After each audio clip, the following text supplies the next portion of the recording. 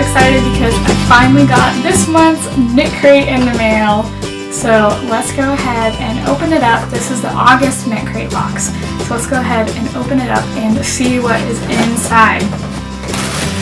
So, ooh, look at how beautiful this is. I got the Energize Me one, and it is the colorway European Robin. So it's this beautiful burnt orange and silver gray. It's inspired by the European Robin. It is so soft as always. All of Knitology yarns by Knitcrate are amazingly soft. And then the special little surprise gift is a tiny little pin. I don't know if you can see it, but it has the little Knitcrate logo on there. I'm probably going to put this on my water bottle. And then here is a really pretty, oh, I just saw the back of next month's box. So this is their really beautiful booklet. It has all of the different colorways you can get, all inspired by birds this month. They're really pretty. And then they have all of these really pretty patterns. There's crochet leg warmers, crochet socks, knit socks, and then a beautiful knit shawl design. So you can take your pick of any one of the ones that are in here. All the patterns are inside the book. And then look, next month's box is themed Prism with pretty much my dream colors all in it. So I am going to have to go and make sure that I sign up for the colorway that I want to get, because it is really pretty and there's still time to sign up for the next round. And trust me, looking at these colors, you are definitely going to want to sign up for the next round.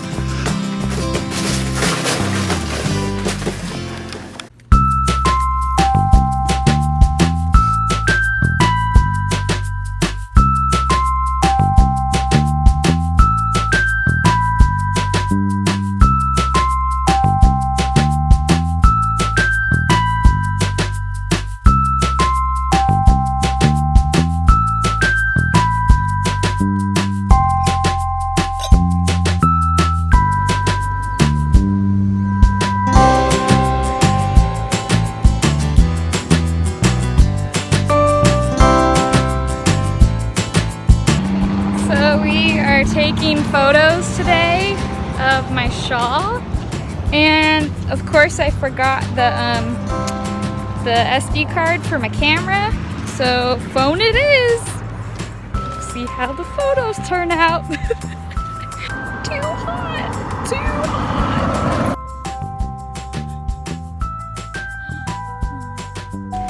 Once again, Walmart coming through with great yarn. I got the Lion Brand Mandala. I got a skein of that again so that I can film a video tutorial for the shawl design I have coming out on Wednesday.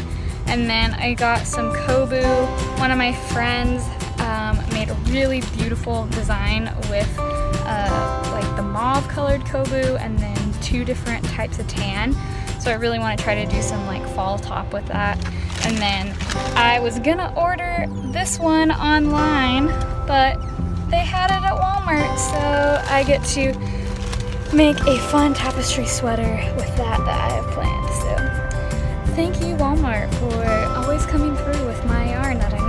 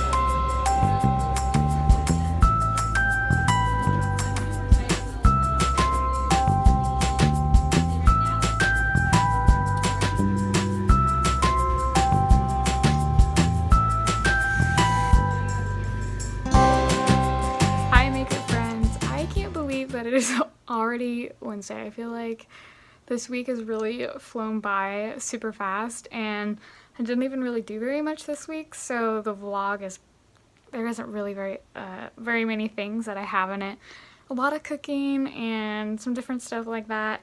I've been busy working on different projects this week and trying to get a bunch of different stuff done, as well as planning for my future content. I've been really looking into doing like submitting designs to magazines. So I've been looking up a lot of crochet magazines this week, trying to see, okay, what would be some ones that I want to try to submit for, as well as like hearing back from some of them of what their content that they're looking for in the next few months is going to be.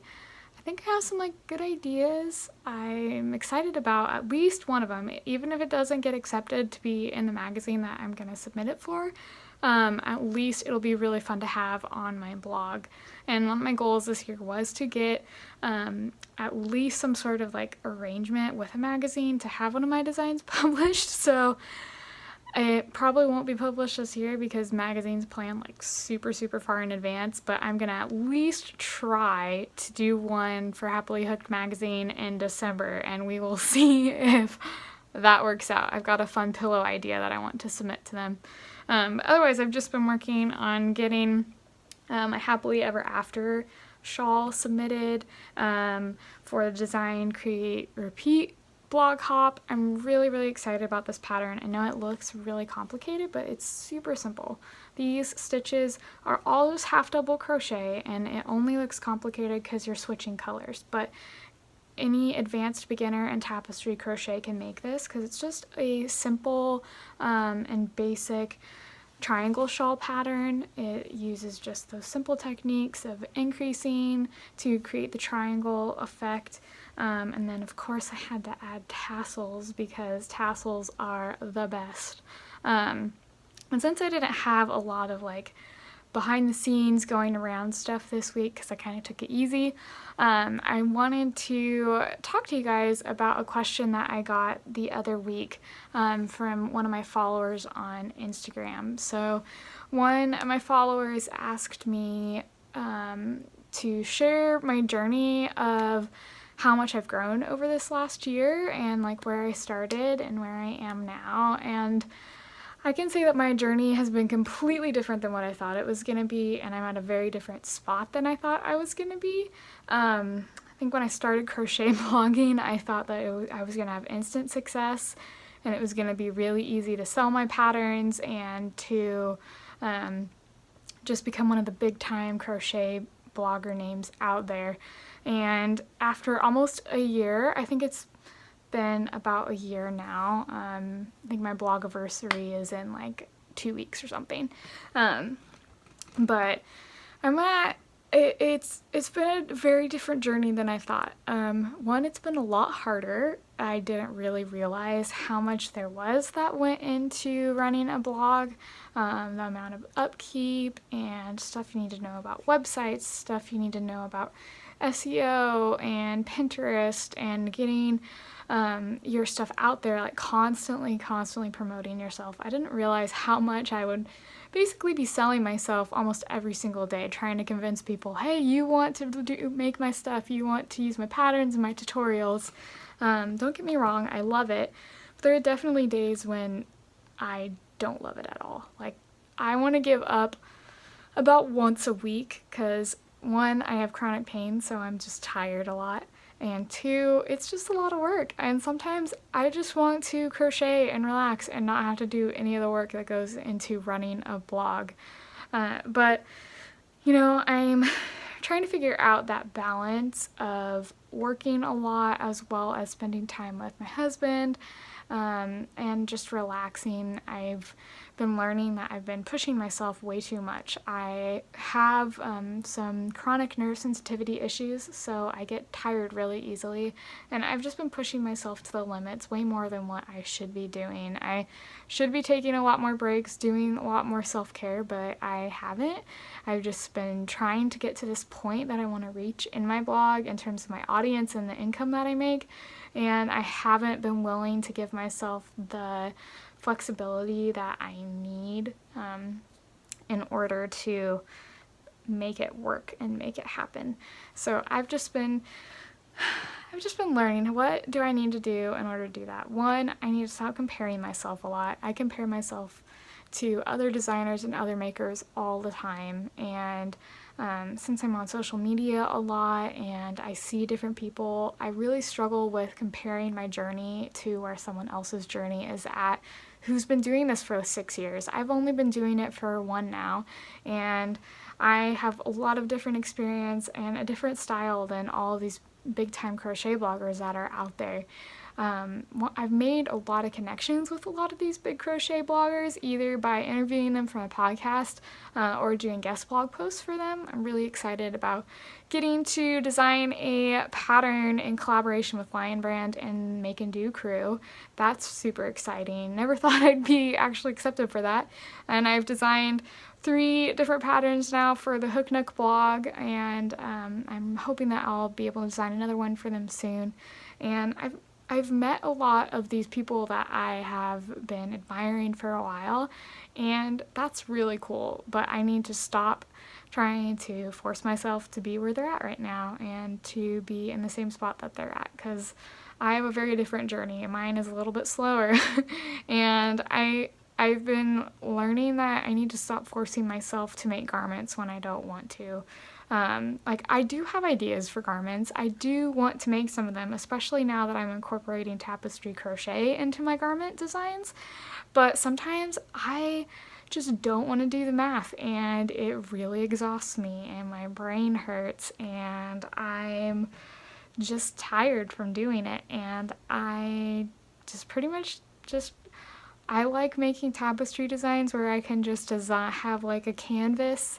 I can just plan out my color work and know how many stitches I'm going to do, and then just go for it. And I know some of my friends, they plan all their math ahead of time for garments, so they are like way ahead of me, way ahead of schedule, and so they don't have to worry about that at all. But I make my patterns as I go when I do garments, and so I don't like doing the math later for different sizes.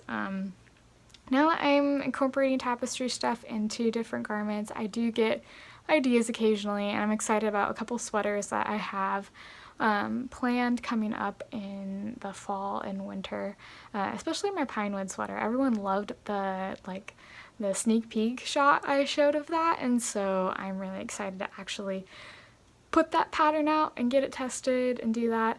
But testing also, that was something that I didn't expect to have so much difficulty with as a designer when I first started out blogging. I thought that, you can just put your patterns out there and you don't need to get them tested, but testing is really crucial, and sometimes you get testing groups that are really hit or miss, like they are pretty bad.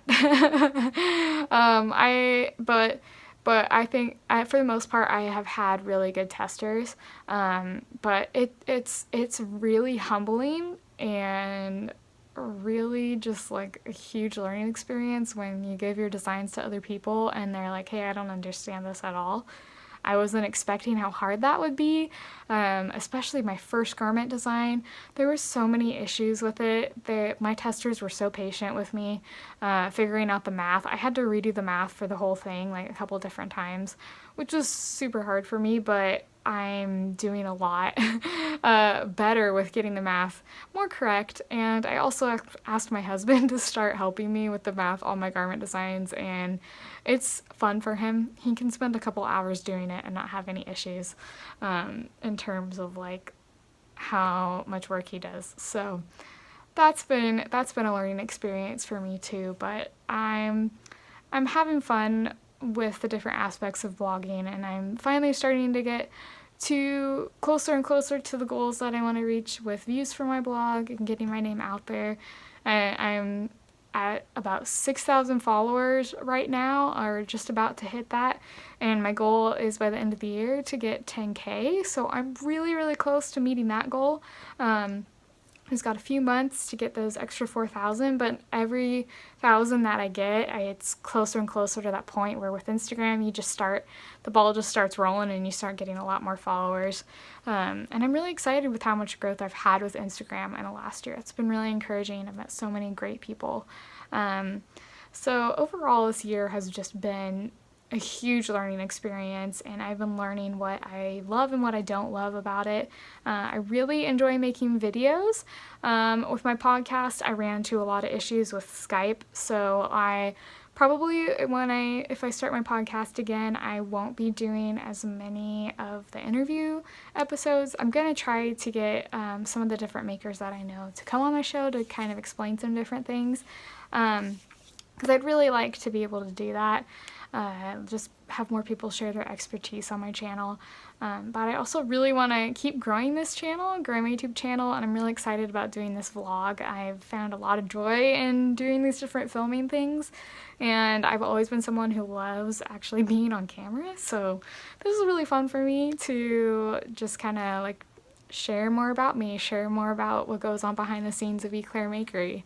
And I've also been learning, hey, I love tapestry crochet and I need to stick with tapestry crochet. That is where my heart is, that is where I want to be, and it is okay to find my niche, and it might not look like other people's, but it's really fun, and I have a ton of designs that I want to make. Don't have enough time in my lifetime, but I'm going to try to get as many of them out there as I can. I've got a ton of blanket ideas, ton of shawls and sweaters, and I'm starting my all new like city series of wall hangings, which I'm super excited about, and glad you guys are excited about that too.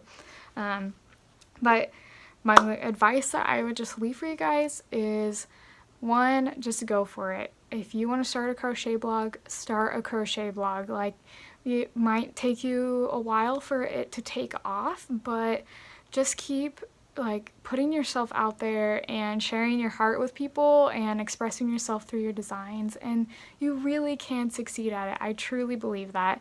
I never would have dreamed when I first had this dream of being a crochet designer that I would have had as many opportunities as I've had through this blog, and you can find a lot of encouragement and joy, and just you have so much fun with yarn when you are a blogger, and just know it's a lot of work, but it's good work. You'll learn what you like, what you don't like, what you want to focus on and what you don't want to focus on, and I would also recommend just focusing on one thing at a time. So if, say, you enjoy Pinterest right now and you want to grow your Pinterest following, focus on growing your Pinterest following. Don't try to do everything all at once like I've tried to do, because that is too much.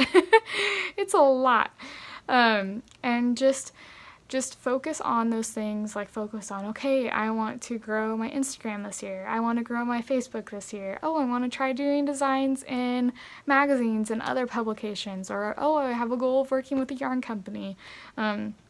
Just focus on what makes you happy in your business, and yeah, there are things you won't like a lot of computer work. I don't enjoy that as much. I do love writing, but I don't necessarily love a lot of the back end stuff that goes into that.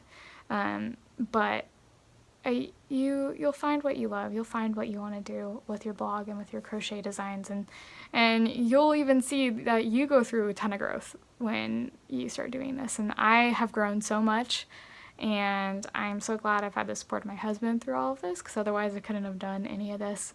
And as well as support of you, it's been like your support of my journey and my blog makes me happy every day and encourages me to keep pushing forward. And so I hope that answered the question that my follower had on Instagram, and just that you're encouraged hearing my journey, knowing like, one, you're not alone in the struggles that happen when you run a crochet business, and two, just if you keep working hard and you keep doing it, you can succeed in this business. And we all have this unique style that we each can bring to the crochet world, and I'm really excited to keep doing this journey, and in this next year of blogging, see what happens for my business.